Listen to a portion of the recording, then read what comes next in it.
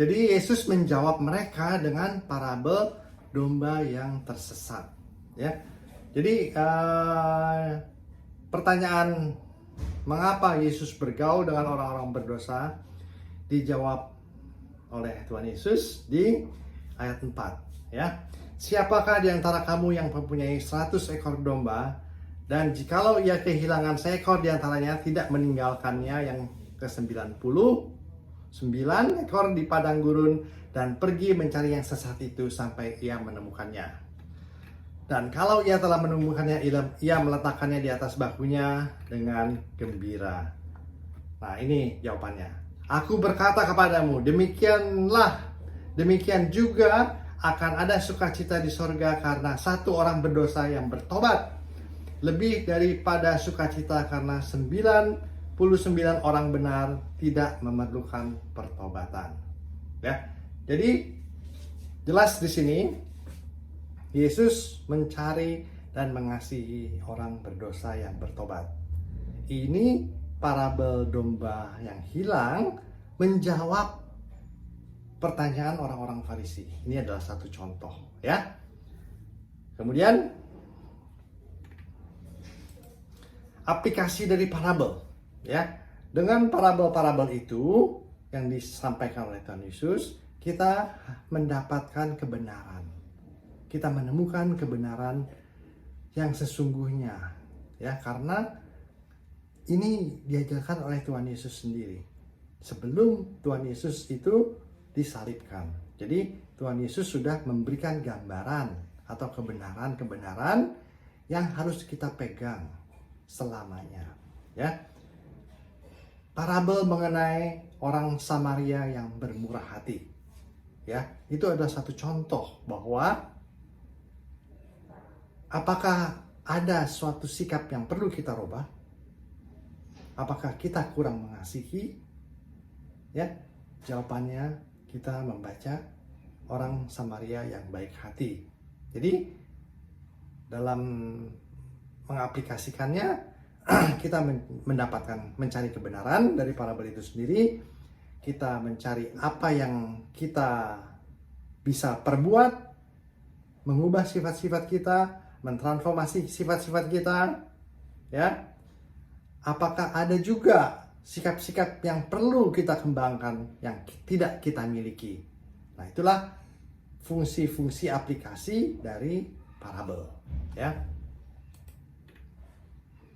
Nah, parabel itu sendiri berbicara mengenai kerajaan Allah. Jadi kita harus mengerti konsep kerajaan Allah, ya.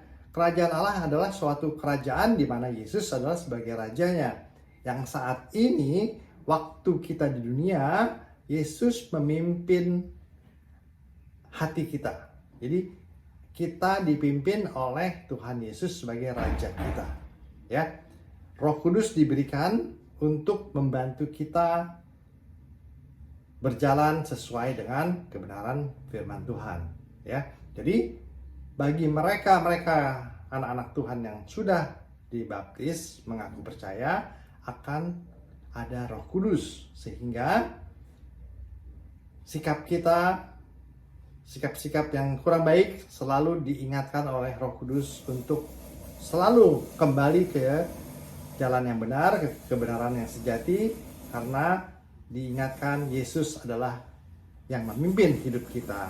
Jadi kerajaan Allah itu apa? Suatu keadaan di mana Allah betul-betul meraja, menjadi satunya raja di hati umat manusia dan di dalam kehidupan manusia. Ya, jadi ini konsep yang harus kita mengerti dalam analisa kerajaan Allah. Nah, sekarang kita masuk ke bab 13 itu sendiri, ya, parabel itu sendiri. Mengerti, jadi Yesus di bab 13 paling banyak menjawab atau mengajarkan parabel, ya. Nah, di pertama-tama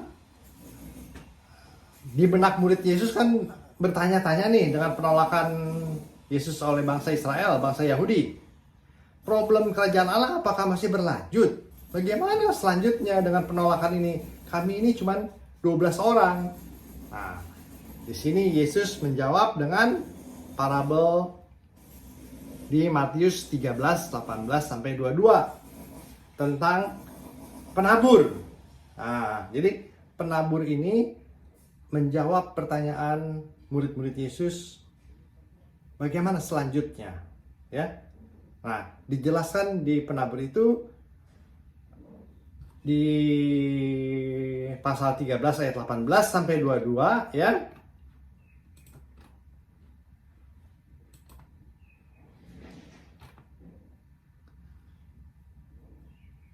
Kepada setiap orang yang mendengar firman tentang kerajaan Allah tapi tidak mengertinya, datanglah si jahat dan perampas yang ditaburkan dalam hati orang itu. Itulah benih yang ditaburkan di pinggir jalan. Yang ini kepada muridnya Yesus menjelaskan, benih yang ditabur di tanah yang berbatu-batu ialah orang yang mendengar firman itu dan segera menerimanya dengan gembira.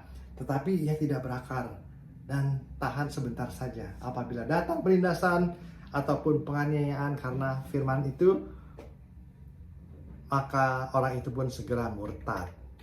Nah, yang ditaburkan di semak duri ialah orang yang mendengar firman itu, lalu kekhawatiran dunia dan tipu daya kekayaan menghimpit firman itu sehingga tidak berbuah.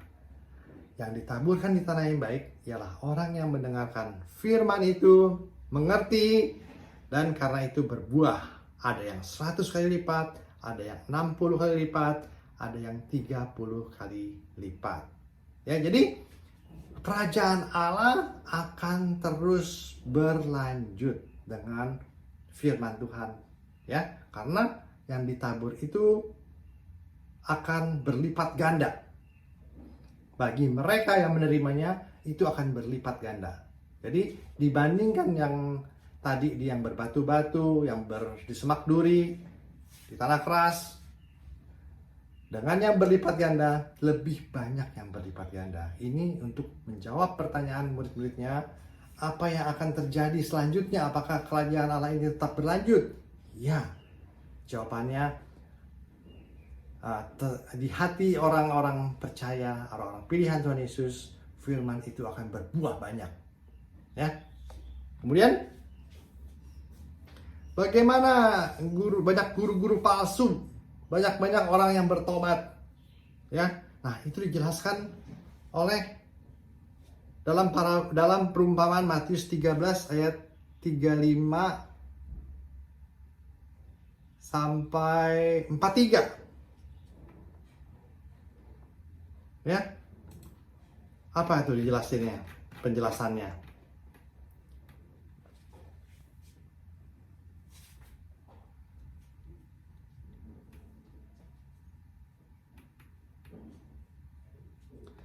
Dijelaskan, ya,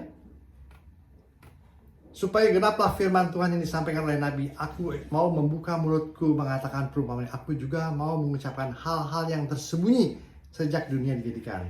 Maka Yesus pun meninggalkan orang banyak itu lalu pulang. Murid-muridnya bertanya dan berkata kepadanya, jelaskan kepada kami perumpamaan tentang lalang di ladang. Ya, nah ini jadi ada lalang, ada benih yang baik, ya. Lalu Yesus menjawab, orang yang menaburkan benih yang baik ialah anak manusia. Lalang ialah dunia. Benih yang baik itu adalah anak-anak kerajaan Allah dan lalang itu anak-anak si jahat. Musuh yang menaburkan benih lalang ialah iblis. Waktu menuai ialah akhir zaman dan para penuai itu malaikat. Maka seperti lalang itu dikumpulkan dan dibakar dalam api, demikian juga pada akhir zaman. Anak manusia akan menyuruh malaikat-malaikatnya dan mereka akan mengumpulkan segala sesuatu yang menyesatkan dan semua orang yang melakukan kejahatan dari dalam kerajaannya, semua akan dicampakkan ke dapur api. Di sanalah akan terdapat ratapan dan kertakan gigi.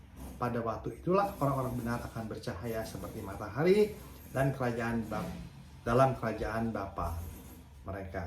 Siapa bertelinga hendaklah ia mendengar. Jadi Yesus menjawab lalang di tengah ladang ini menunjukkan bahwa saat ini banyak penyesat-penyesat palsu yang ada di sekeliling kita. Ya, lalang itu hidup bersama-sama dengan kita. Kita harus tetap memberitakan kerajaan surga, tidak boleh menghakimi mereka, biarkan mereka tumbuh bersama-sama, karena Tuhan sendiri akan menghakimi mereka. Jadi, murid-muridnya tidak usah menghakimi mereka-mereka yang sesat.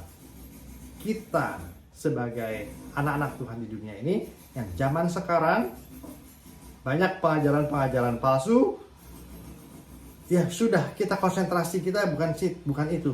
Itu dianggap sebagai lalang. Ya, kita tetap memberitakan kerajaan surga. Pada akhir zaman ada warning bahwa mereka-mereka yang menolak akan dikumpulkan dan dibakar. Di sanalah ada ratapan dan kertakan gigi. Ya. Jadi poinnya, kita tidak boleh menghakimi, dan Yesuslah yang Tuhanlah yang akan menghakimi orang-orang yang sesat itu. Ya, jadi jelas ya. Pertanyaan-pertanyaan, banyak penyesat nih, banyak yang nggak setuju nih, gimana Tuhan? Apakah kita fight dengan mereka? No, biarkan mereka. Tugas kita adalah tugas kita. Biarkan mereka berada dalam pengawasan Tuhan. Ya. Kemudian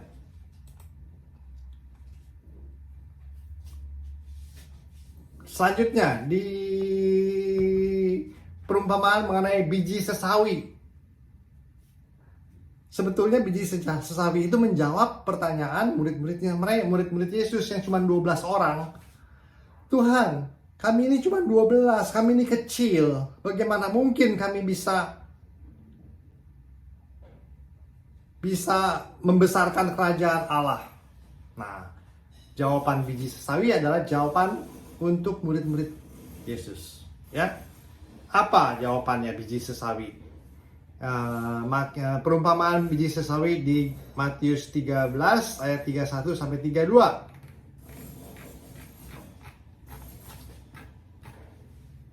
Ya, jadi biji sesawi itu akan tumbuh menjadi pohon yang besar. Biji sesawi itu hanya kecil sekali dibandingin dengan benih-benih yang lain.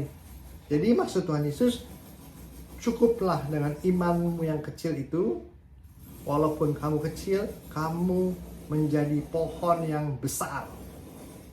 Ya, yang rimbun. Itulah jawaban Tuhan Yesus. Jangan khawatir. Walaupun kamu kecil jumlahnya, kamu akan menjadi besar. Secara alami, pohon biji sesawi itu akan menjadi besar, ya, menjadi pohon yang besar, dan di mana banyak burung-burung juga bersarang. Jadi bisa memberikan suatu gambaran yang jelas. Jangan khawatir, ya. Terus bagaimana kerajaan Allah bisa berkembang di tengah tantangan dunia saat ini? Ya. Selanjutnya Yesus memakai perumpamaan ragi dan tepung terigu. Ya. Ragi dan tepung terigu. Jadi bagaimana mungkin kerajaan Allah itu bisa berkembang di mana banyak tantangan-tantangan dunia, ajaran-ajaran lain juga berkembang bersama-sama. Nah, jawaban perumpamaan ragi dan tepung terigu ini sangat jelas. Ya, ragi dalam tepung terigu itu akan, bila dicampur dengan tepung terigu, campur dengan air sedikit, ia akan mengembang. Ya, ia akan mengembang dengan internal power. Nah, jadi perumpamaan tentang ragi ini, kerajaan Allah dengan kuasa Roh Kudus dengan sendirinya akan berkembang. Buktinya saat ini kekristenan di dunia juga tidak pernah stop, berkembang dengan sendirinya. Di Afrika, di Cina, di mana-mana tempat di mana Injil belum diberitakan, ada yang memberitakan dan berkembang pesat. Ya, di mana-mana tempat, di India, contohnya juga di Afrika yang paling utama, juga di mana-mana tempat. Ya, inilah yang dinamakan perumpamaan tentang ragi dan tepung terigu yang menjawab bagaimana mungkin bisa berkembang. Nah, karena kita mengerti ya, ragi dengan tepung terigu itu mempunyai efek multiple, ya, dia akan tidak bisa di stop. Ya, begitu dicampur, begitu firman Tuhan begitu diterima, berbuah, dia akan mengembang dengan sendirinya. Kalau kita buat kue, lihat kan, langsung mengembang dengan sendirinya, tidak bisa di stop, ya, kecuali ada salah, ya, ada yang salah. Tapi yang murni, yang menerima firman Tuhan akan berkembang dengan sendirinya seperti ragi dan tepung terigu, ya. Jadi ada pelajarannya tuh. Jadi apa yang pelajarannya? Kerajaan Allah mempunyai internal power untuk berkembang dengan sendirinya. Nah, kemudian perumpamaan yang terakhir, ya. Perumpamaan mengenai mutiara, ya. Seperti apakah Yesus menjawab perumpamaan mutiara itu? Seperti apakah kerajaan sorga itu? It is worth it to pursue. It is, apakah berharga kita mengejarnya? Ya, jawab Yesus, sangat berharga. Ya. Di dalam perumpamaan Matius 13:45 sampai 46 disebutkan, dijawab jawabannya di sini. Kalau ada kesempatan baca dari ulang, ya. Jawabannya, demikian pula hal kerajaan sorga itu seumpama seorang pedagang yang mencari mutiara yang indah. Setelah ditemukannya mutiara yang sangat berharga itu, ia pun pergi menjual seluruh miliknya lalu membeli mutiara itu. Jadi kerajaan sorga diibaratkan sebagai satu mutiara yang indah yang tiada taranya. Si pedagang itu menjual seluruh harta bendanya demi mendapatkan mutiara yang indah itu. Nah, kita juga, ya, kita harus memegang teguh iman kita, memegang teguh janji-janji Tuhan, karena kita adalah pewaris kerajaan sorga. Ya, ini penting, ya.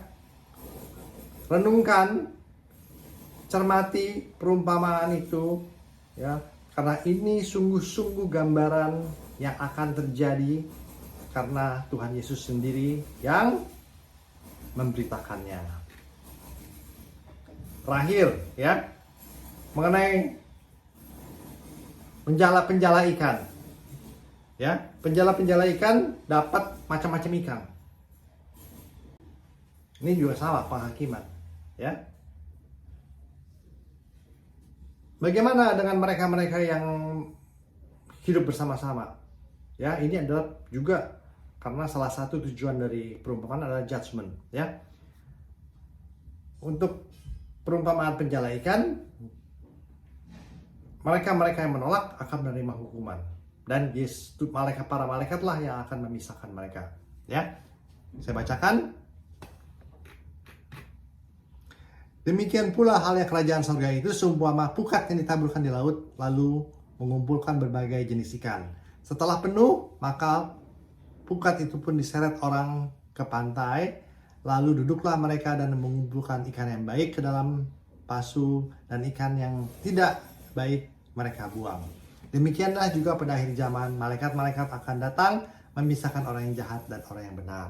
Nah, ini adalah warning bagi mereka yang menolak akan mendapat hukuman. Ya, demikianlah firman Tuhan. Kiranya kita bisa mengerti sesungguhnya perumpamaan itu menjawab pertanyaan-pertanyaan, keraguan-keraguan dari murid Tuhan Yesus dalam mengikuti Dia pemberitaan kerajaan Allah. Tuhan memberkati. Mari kita berdoa. Ya Tuhan, terima kasih atas firman yang cukup lengkap ini, kiranya kami mengerti maksud Tuhan Yesus memakai perumpamaan untuk menjawab keraguan kami mengenai kerajaan Allah. Dan juga sehingga kami mengerti kebenaran kerajaan Allah itu sendiri. Yesus yang memimpin hidup kami di dunia saat ini. Dan kelak kami adalah anak-anaknya yang hidup bersama-sama di surga. Dan kerajaan Allah adalah sesuatu yang worth it, yang sangat berharga untuk kami kejar. Karena itu kami memegang teguh iman kami kepada Yesus Kristus untuk mendapatkannya. Dalam nama Tuhan Yesus, kiranya Tuhan memberkati kita semua yang mendengar dan kita melaksanakan dalam kehidupan sehari-hari. Amin. Tuhan memberkati saudara-saudara.